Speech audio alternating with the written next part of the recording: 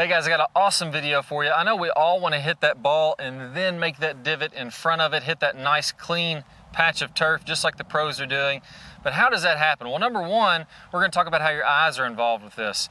Your hand-eye coordination starts with your eyes. And number two, we're going to talk about how to build momentum throughout the body. So it starts with the hips and the shoulders creating that momentum, and then letting the arms swing under some momentum, and eventually letting the club swing under some momentum. That way you can consistently hit the ground. Let's go ahead and get started. Now, if you're joining us on YouTube, be sure to click that subscribe button. I got some awesome videos coming out for you guys this year. You don't want to miss out. You want to make sure you're notified. Click the subscribe. If you're on a mobile device, click the drop down, click subscribe from there. That way you'll see our latest videos. Okay, so the first piece to get started, we're talking about the eyes here. Now, when we're looking down, let's imagine we're going to hit this golf ball. If I'm looking down at this golf ball, what I would like to have happen is I like for my spine to be tilted slightly away from the target. In the Top Speed Golf system, this is what we call the stable fluid spine. So this will be straight up and down. If I put it kind of on my belt buckle up to my shirt buttons, it would tilt enough until it's kind of hitting the inside of my leg there. What that does is that allows me to get behind the golf ball so I can swing through the golf ball, get a lot of club head speed, and really put my body in a position to where I'm releasing the club in front of the ball. That's what we call the straight line release.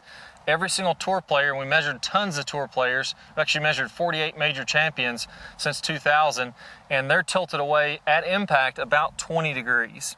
So we have to have a little bit of tilt at address. We're going to keep that tilt as we swing to the top, and you'll notice as I do that, watch how my head doesn't really move around very much. My head is really still. And as I come into the downswing, my weight shifts a little forward, but my head again stays pretty still. And even though my spine increases, my head just doesn't move around a ton. So at address, slight tilt away. At the top, I'm keeping that slight tilt. As I come to impact, my weight shifts left, but my head is pretty stable. It's not moving around very much. Now, when that happens, when my head is stable, I have very good hand-eye coordination. A lot of times when I see players that are struggling to get those clean divots, what's happening is, as they're turning back off the ball, instead of keeping that tilt and rotating around their body, what ends up happening is they sway to the right, and now all of a sudden my eyes are moving. And then the downswing, my eyes move back to the left, and essentially what I'm doing is I'm taking this golf ball, setting on the ground at address, and to my mind, this golf ball is going like this in my backswing, and this in my front swing. So I'm having to try to hit a moving ball as far as my eyes are concerned. If I can keep my eyes still, then it's going to be very easy to hit that ball. So that's great to know. Everybody says, okay, that's great. I'd keep my head still if I could, but how do I do that? Well, I'm going to give you some great drills for this, but you really have to stand up out of your chair. If you're at work, if you're at home, wherever you're at, take a 5-minute break. Do these drills right now. If you put them off for the future, you say, I'll do them tomorrow. Tomorrow never comes, and you really never get the benefit of this. So grab a club if you have one, put it up against your belt buckle and your shirt buttons here, and then tilt slightly away until that club hits the inside of your legs. So I'm just letting my hips go forward and my upper body kind of tilt back. Now I still have about a 50-50 weight distribution here. I'm not doing this where I'm leaning way to the right. I'm letting the hips go forward and the upper body go back. So I'm still pretty much 50-50, maybe favoring my right side just a little bit here at address. Now if you don't have a club, that's okay. Just kind of guess about where that would be. Now from there, what I'm going to do is I'm going to put a club across my shoulders. I'm going to stay in that same tilt. I'm going to rotate to the top of my swing, and what I'm going to try to do is get this club, I can imagine there's a laser shooting out of this. I'm going to get that club to point somewhere behind my golf ball. That's a good full turn, and I'm going to do that without really moving my head. Then in the downswing, I'm going to get a little bit of a leg squat, so I just kind of load up my legs. I'm going to turn on through. Again, I'm going to keep my head pretty stable, and I'm going to get this club to try to point all the way down past the golf ball somewhere. Now, right around that point, you're going to be standing up out of your posture into the follow through, but anywhere around there, sorry if I hit the microphone there, but anywhere around there is pretty good. Then as you come on through, you can stand all the way on up. Really important to do a good 50, 60, however many reps it takes to get comfortable making what would essentially be the motions with your body without having the head slide around. Now what ends up happening is if I put this club across my shoulders and now I'll let it slide level with the ground, here's what's going to happen. Watch my head again now and watch where the butt end of this club is pointing. If I had a laser shooting out of that, I've shifted way off the ball. That ball has moved 6 inches in relationship to what my mind thinks. And now look at this club, it's pointing out toward the camera. Whereas if I keep my tilt, I have that club point down to the ground, now my head stays really still. So again, 50, 60 reps. If you still don't have it down by 50 or 60, do as many as it takes to get comfortable with that. Once you're comfortable with that, then we're ready to add the club. We're just going to do this in building blocks, step by step. Now let's go ahead, address an imaginary ball. I'm going to swing to the top of my swing, make sure that I'm keeping my head still, gotten a good turn to the right, and then I'm going to swing kind of in my follow through, which would be about right here, keeping my head relatively still from there. Now once I get to about right here, now I want to go ahead, have my head come up, chin nice and high, full follow through to the finish. Do a good 50, 60 reps, or as many as it takes you to get comfortable with that, and then we can speed those up to where we're doing this in one fluid motion, just nice and easy. Just like that. Not having my head move around a lot, that's going to allow me to hit the ground so much more easily. Now, let's take it to the course. Those you can do right in your living room. The next step, to kind of build on what we've already got here, let's put some tees in the ground, and let's actually use what this is called Dr. Scholl's Odor X. This is a foot spray powder. It's made to make your shoes smell good, but you can spray it on the ground, actually make some white marks. Most driving ranges aren't going to mind if you do this because you're going to tear up the turf anyways on a driving range, so it's not a big deal.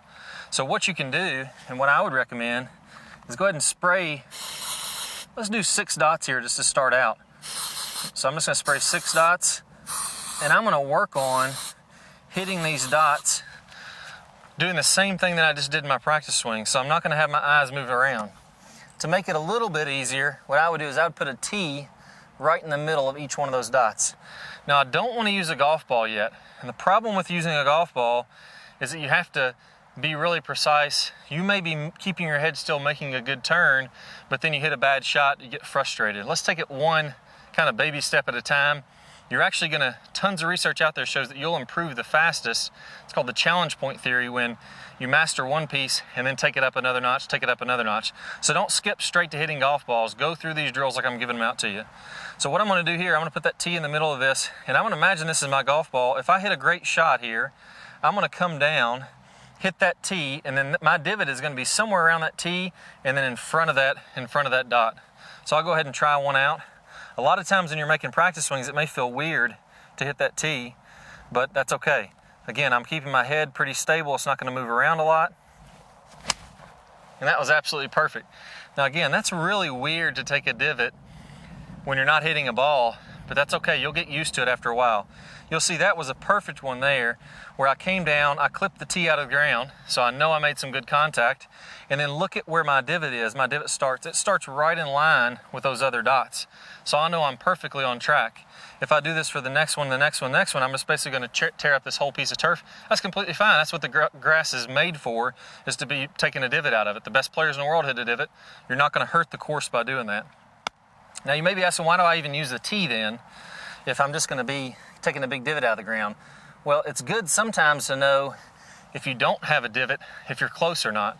So if this tee is just, a half inch out of the ground, let's say I make a swing and I don't catch any turf, but I do clip the tee out of the ground. So you see that tee popped up, but I didn't really make a divot. Well, now I can see where that's roughed up, and I know that I'm at least in the ballpark of hitting the shot that I want to hit. If you're a beginning golfer, let's make this even a little bit bigger. Stick that tee up an inch or two out of the ground and just work on clipping that tee. And then as you get better and better at this, go farther and farther down until you can get those divots. Now the next piece of this, that's the stable head. If my eyes are still and I can get used to hitting the ground, that's going to make things really easy, but we have to give ourselves some momentum. If I'm trying to throw the club, hands and arms, steer it, guide it, make myself try to hit that one little spot, it's not going to happen very easily. I need to build some momentum in my body, so I feel like that transfers out to my arms, transfers out to my club. Now the club is doing the work and I can consistently hit the ground.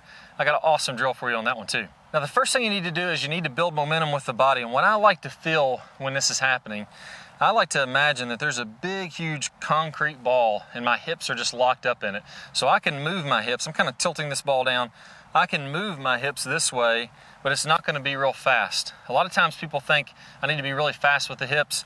The hips start going all over the place. You don't synchronize the hips and the arms together, and what ends up happening is things are just flying all over the place and we don't have a lot of consistency. We're not going to get those good divots. So make some swings where you feel like, okay, in the backswing, I have this big ball, and I can imagine, same thing if I put this club across my shoulders, imagine there's a big, huge ball you're holding here, your hips and your shoulders. As I go back, I'm just letting that rotate, and I'm doing it with some momentum. So again, I'm letting that swing back, a little bit of flexing the knees, and then I'm rotating on through till I swing through. If you look at the club, it's still pointing down at the ground as I go back and through. And just do this until it becomes really comfortable. That would basically be your backswing all the way through to this kind of release position here. 50, 60 reps, 100 reps, however many it takes you. If you're already comfortable with this, you're ready to move on to the next piece. Now the next piece is, let's keep this momentum of the body rotating. If you can imagine, it's like a swing plane. So if I have this plane of glass that I'm swinging on, that big ball is on that plane of glass, I'm just rotating it around that plane there. So I'm just staying in my posture, letting the momentum of my body create this movement back and through. Now if I'm doing this correctly, I should be able to take a club, grab it with just my left arm, and get that same feeling. Again, I'm going to let the body swing back and through, and I'm just going to let my club swing under some momentum. Now if I keep on doing this, I'm going to get pretty comfortable, and I'm going to feel like I can just let that club swing and hit the turf. Let's take a tee again with just the left arm, throw it in the ground. You don't have to take a divot here, but let's just get used to hitting that turf. So there we go, I hit the tee and the turf at the same time. Do a lot of reps until you feel like, okay, I got my left arm and my body synced up. I've created the biggest momentum, slower with my body. Now my left arm is synced up to this. So kind of imagine your armpits are a little bit closer to your body there. As you go to the top, as you come on through, that's gonna sync everything up. Now my arm adds a little speed. You'll notice as I come on back, my arm lifts up. As I come through, my arm is kind of connected to my body through contact. I can feel a good pinch here between my left arm and my chest. But as I release, now my arm flies away from my body. So the big, slower momentum of my body is being transferred out to my arm and making a little bit of speed. Now let's switch over to the right arm, do the same thing. Momentum of the body, let that arm come back. Don't worry about keeping this nice and tight here. Let that swing nice and high. Big wide arc, that creates the speed. And as I come through, I'm gonna let the momentum of that club and that arm just let me fly around. Take a tee in the ground again. If you're at home, get a little piece of AstroTurf and just brush the grass doing this. But again, let's practice letting the momentum of my swing clip that tee out of the ground rather than me keeping my body still, lashing at it with my arms, or having my hips try to fly all over the place and time that up with my hands. I just want that momentum to work. So now we've got our body and both of our arms, our left arm first and then our right arm, working with some momentum. Now we can tie that all in together. So we talked about keeping the head still. We talked about creating momentum with the body, the left arm and the right arm. Now let's put the whole thing in here together. And what I want you to do, grab that same can of Dr. Scholl's foot spray powder, and let's go ahead and make a little box, kind of rectangle shaped box. And I want you to break this down into about $1 bill size sections. So I'm just gonna kind of mark these off. Doesn't have to be exact, just the general idea of what's going on here. So now I've got these $1 bill size shapes. That's what the pros, if you're on normal type grass, not really hard or not really wet, that's about the size of the divot that you want to have. You'll notice that divot I took earlier basically would fit right inside of one of those boxes. So now, if I'm a beginner or an intermediate player, I may go ahead and put a tee in the ball, tee it up a little bit, but I'm going to set this ball basically right on the front side of this line. I don't want the ball outside of that box. I want it to be just barely inside that box. What's going to happen there is now I'm coming down, I'm making contact with that ball, hitting the ground, and then I'm just going to take that box right out of there. The cool thing about this, it gives you immediate feedback. If you see this divot too far back, you'll know that you're definitely releasing too early, hitting it too far behind. If you don't see much of a divot at all, you'll know you can go ahead and hit down a little bit more. So let me go ahead and try to make a swing here. I'll try to take out that little box using the momentum of my body and my eyes nice and stable. There we go, flush that 8-iron right down the middle of the fairway. I was a little bit This is what's actually pretty interesting, you guys will find. If I'm coming in shallow, I can actually hit a little bit of turf behind this ground, and I'm gonna glide through there without a whole lot of interaction. So as long as you're in the general ballpark, you're gonna be fine. This is just for feedback. This is not saying that you have to do it exactly perfect. So that ball a little bit inside. On this one, if I wanted to clean that up a little bit, I might come in a little shallower, get a little bit of that impact glide where I get my hands low and then working up. But I hit that thing pretty good. I can't hit one much better than that. Let's go ahead and give it one more whirl though. Yeah, I picked it a little bit thinner that time. Didn't want to take quite as big of a divot. And now you'll see it's perfectly in that box. I'm into the grain here and it just kind of roughed it up. Both of those I would consider to be good shots. Somewhere between those two would probably be the perfect contact. So you're just looking at taking out that little box there. You're gonna be well on your way. Now the next piece of this, we talked about today how to get the stable fluid spine, to get your eyes very, very still. And we touched briefly on how to get that club to release in front. Now if you really want to build on this, that's what we call the straight line release. I got an awesome video, a bonus video for you guys. It's going to talk about one of my best drills to get that release happening in front. If you want to make that automatic, you can pair up that stable fluid spine and steady eyes with that release in front, and man, that's going to make things easy. Just go ahead and click the card on the screen or the link down below in the description. You'll get instant access to that video. I can't wait to see you guys there. A common misconception I see is that we want to create lag and we just want to hold that lag all the way on through contact and get as much lag as we can coming through contact, and that's simply not true. In the release section, we're going to talk about how to turn that lag into energy, how to turn that into speed so that you can hit it very far and do it, like we mentioned, without hardly any effort at all. And as we're coming through contact, we're going to fully release this angle as we're about 45 past contact. So if I draw, a 45-degree angle, I should be looking at both arms, nice and straight, the club splitting those arms, so that by releasing the club, by getting this angle to release as we're coming through contact, that's what's going to create the speed. Our hands are moving a very short distance, our club is moving a very long distance through contact, and it creates that whip-like effect. Very different swings hitting the exact same position. So first let's take a look at Dustin Johnson, releasing the club 45 past. And the reason we're going to see such different swings producing similar positions is that this is the real physics of how this has to happen. Here we're looking at Sergio Garcia. Again, we're going to see tons of